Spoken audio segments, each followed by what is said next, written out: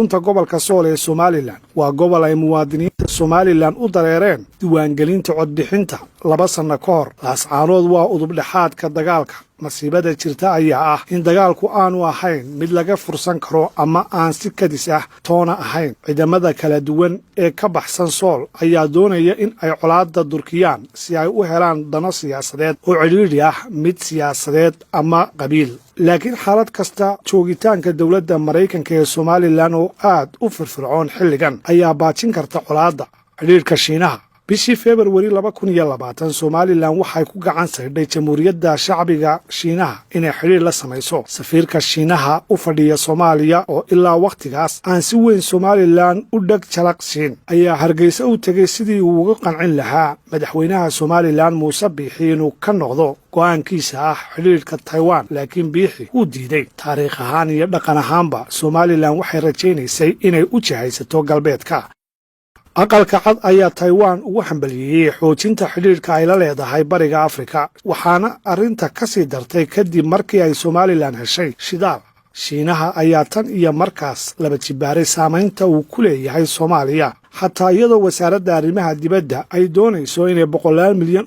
soo mariso dowladda madaxweyne Xasan Sheekh Maxamuud. diblomaasiyiintiisa ayaa si badheedh ah u taageeray Beijing oo ka soo horjeeda booqashadii guddoomiyaha aqalka wakiilada Mareykanka Nancy Pelosi ee Taiwan. inkastoo aanay jirin caddayn muujinaysa in Beijing ay ka dambayso rabshadaha hadda ka socda Laascaanood, haddana waxaa jira caddaymo kale oo badan. qalalaasaha ka hor qof Soomaali ah oo lagu naanayso Ruush horena uga soo shaqeeyay wakiilka shirkadda Haas Oil ee gobolka Sool ayaa kulan la qaatay safiirka Shiinaha ee Muqdisho isla waqtigaasi. Cabdixakiin Xaaji Cumar Caami, madaxweyne ku-xigeenkii hore ee Puntland oo tan iyo sanadkii 2019 ahaa safiirka Soomaaliya ee dalka Itoobiya, ayaa la kulmay dhiggiisa Shiinaha. Caami ayaa khudbad uu jeediyey ku sheegay in uu muddo 4 bilood ah la qorsheynayay in dagaal ka dhaco magaalada Laascaanood. siyaasadda Soomaaliya ayaa door ku leh, iyada oo qaar badan oo ka mid ah dadka Soomaalida ee Washington ay taageersan yihiin Xasan Sheekh yahayna hogaamiye ka karti badan madaxweynihii ka horreeyay ee Maxamed Cabdilaahi Farmaajo iyo xulafada la dagaalanka argagixisada Al-Shabaab. Haddana Xasan Sheekh kama baxsanayo qalafsanaanta siyaasadda Soomaaliya. loolanka beelaha ayaa had iyo jeer hareeyay siyaasadda Soomaaliya, balse in colaadda Laascaanood lagu sifeeyo dagaal u dhexeeya beesha Isaaq iyo beesha Dhulbahante waa mid aan qarsoonayn. xaqiiqadu waxay tahay tan kadib dhicitaankii kaligii taliyihii Siyaad Barre ee xilligii dagaalkii qaboobaa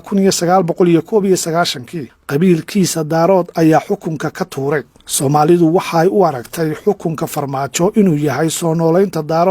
Daarood gudihiisa waxaa weligood ka jiray dareen aan qarsoodi ahayn. haddana Farmaajo iyo intii ku xeernayd waxay isku fahmeen in aanay aakhirka keenin Somaliland oo keliya arrinkooda ee ay Soomaaliya ka soo galaan Toob oo ogaadeenaya Jabuuti iyo waqooyi bari ee Kenya. tani waxay qayb ka ahayd aqligalka Farmaajo ee uu ku qaabilay ra'iisul wasaaraha Itoobiya Abiy Ahmed isbahaysigii uu la galay madaxweynaha Eritrea Isaias Afwerki. Abiy iyo Isaias ayaa laga yaabaa in ay Soomaaliya u tixgeliyeen saaxiib yar, laakiin Farmaajo waxa uu rumaysnaa in isbahaysiga saddex geesoodka ahi uu yahay dariiq kale oo lagu gaadhi karo riyada Daarood ee saamaynta ballaadhan ee Soomaalida. iyadoo qaar badan oo ka mid ah dadka Washington ay ka niyad jabeen qaab dhismeedka la dagaalan la'aanta Farmaajo ee Al-Shabaab, haddana dhaqdhaqaaqyada qabaa'ilka ayaa u badnaa fikirkiisa. awoodda Al-Shabaab waxay u ahayd Farmaajo hab uu ku ilaaliyo hawiye iyo beelaha kale ee aan Daaroodka ahayn. kor u kaca Xasan Sheekh ee madaxtinimada ayaa meesha ka saartay rajadii Daarood, maadaama uu Xasan Sheekh Maxamuud uu ka soo jeedo beesha Abgaal ee hawiye, taasi oo dabada ka riixaysa in Al-Shabaab lagaga adkaado deegaanada hawiye iyo dir. taasina waxay awood u siinaysaa beelahan in ay dib u dhis ku sameeyaan Soomaaliya, iyaga oo wata Soomaaliya horta halkii ay ka ahaan lahaayeen ajende aan qarsoonayn. iyagoo kafaalo qaadaya dagaalka Sool,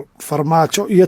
taageerayaashiisi waxa ay rajaynayaan inay Xasan Sheekh ka weeciyaan dagaalka ka dhanka Al-Shabaab, ayna hoos u dhigaan awoodda uu u leeyahay inuu hogaamiyo soo kabashada Soomaaliya. Dhulbahante marna ma yeelan doono dowlad u gaar ah. keliya ma aha in Puntland si xalaal ah u sheeganayso Sool marka la eego in beesha caalamku ay aqoonsan tahay xuduudka Somaliland. dhowr iyo 10 sano ka hor intii ayna Puntland dhalan balse aragtida ah in dhulbahante uu heli karo maamul taam ah waa caqiido lagu taageerayo juqraafiga iyo dadweynaha daarood waxaa laga yaabaa in madaxda dhulbahante ay hurin karaan colaad laakiin waxa ay xubnahooda ku sameeyeen xumaan iyagoo u ogolaanaya inay calaf u noqdaan dagaal ay soo abaabulaan ciidamada shisheeye sababa dibadda ah sidoo kale cabashooyinka dhulbahante ee ku saabsan xukunka isaaq sax maaha dowladda Somaliland waxay si joogto ah ugu daraysaa xilalka sare ee dowladda dad badan oo dhulbahante ah tusaale ahaan gudoomiyaha baarlamaanka Somaliland Cabdirasaaq Khaliif Axmed waa dhulbahante sidoo kale Saleebaan Yuusuf Cali Koore oo ah wasiirka warfaafinta qaranka dhowr wasiir ku-xigeen iyo agaasimayaal guud waa dhulbahante waxayna leeyihiin xildhibaano badan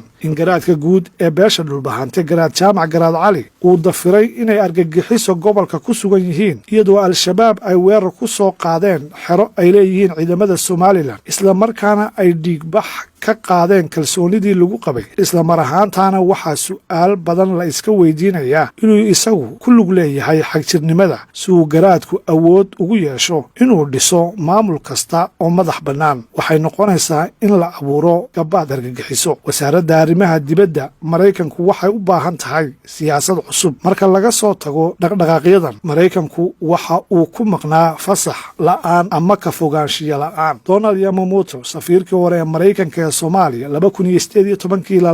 2021 wuxuu ka shaqeeyay inuu awood yeesho farmaajo iyadoo aan loo eegin sida uu siyaasigan daarood doonayay inuu lacagta Maraykanka u isticmaalo in al-shabaab awood yeelato si uu u waxyeeleeyo amniga dariska safiirka Maraykanka ee xilligan Larry Andrew waxa uu labanlaabay siyaasadii xamar ku dhisnayd haddayna ahayn cadaawad oo uu u qabo Somaliland oo ay Djibouti garab taagan tahay taasi oo ah gobolka geeska Afrika ugu xasiloon Shiinaha iyo Soomaalida farmaajo la fikirka ahi waxay go'aamiyeen in ay huriyaan qalalaase ka dhaca Sool si ay u khalkhalgeliyaan Somaliland istaraatiijiyad aad uga wanaagsan waxay noqon lahayd in wasaaradda arrimaha dibadda ee Shiinuhu ay qunsuliyad ka furato Hargeysa waayo tani ma muujinayso aqoonsiga madax bannaanida Somaliland marka loo eego xafiisyada iyo qunsuliyadaha ka jira ee ay